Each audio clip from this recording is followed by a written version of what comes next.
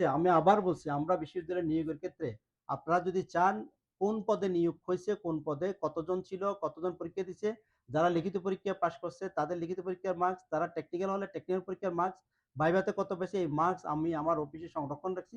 আপনাদের যদি মনে হয় মোস্ট ওয়েলকাম, কত পাইছে, ফার্স্ট নিয়োগ হয়েছে কিনা, সেকেন্ড নিয়োগ হয়েছে আপনারা দেখে যেতে পারেন স্বচ্ছতার সাথে। এবং সেকেন্ড হচ্ছে আপনি যেটা বলছেন, আমি সবসময় বলতেছি ভাই, নিয়োগের ক্ষেত্রে লিখিত পরীক্ষা, প্র্যাকটিক্যাল পরীক্ষা, ভাইভাতে যে যিনি আসছে, আমি কোনো দল, মত, ধর্ম, বর্ণ, লিঙ্গ কোনোটাকে আমরা প্রাধান্য দিইনি, কোনোটাকেই আমরা বিবেচনায় নিই। যিনি আসছেন যোগ্যতার ভিত্তিতে তাকেই নিছি। এখন কেউ যদি বলে প্রমাণ দিয়ে যে এরকম, আমি আমি আমি এটার সাথে কোনোভাবেই ভাই কাম্য নয়। আমরা এখানে বিশ্ববিদ্যালয় বোর্ডে যারা ছিলাম তারা এটুকু বলতে পারবো সততার সাথে যোগ্য প্রার্থীকে আমরা নিয়োগ দিছি।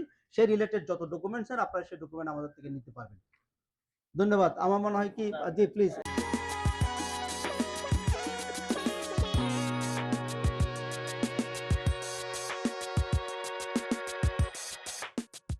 সরকার যদি মনে করে যে কাউকে দায়িত্ব থেকে, যেহেতু আমরা রাষ্ট্রপতি নিয়োগপ্রাপ্ত, মহামান্য রাষ্ট্রপতি মনে করে যে কাউকে দায়িত্ব থেকে সরাই নিবে, মোস্ট ওয়েলকাম। সেদিন যাকে দেয় আমি তাকে ফুলের মালা দিয়ে চলে যাবো, ফুলে দেবো। এবং কিন্তু আমাকে যতদিন দায়িত্বে রাখা আছে, আমি আমার সবটুকু দিয়ে বিশ্ববিদ্যালয়ের সর্বাত্মক উন্নয়নের জন্য আমি এবং আমার প্রশাসনের সর্বাত্মক উন্নয়নের চেষ্টা করবো। আমরা আশা করবো যে আমাদের সকল শিক্ষক, কর্মকর্তা, কর্মচারী সবাই মিলে বিশ্ববিদ্যালয়কে ডেভেলপ করি।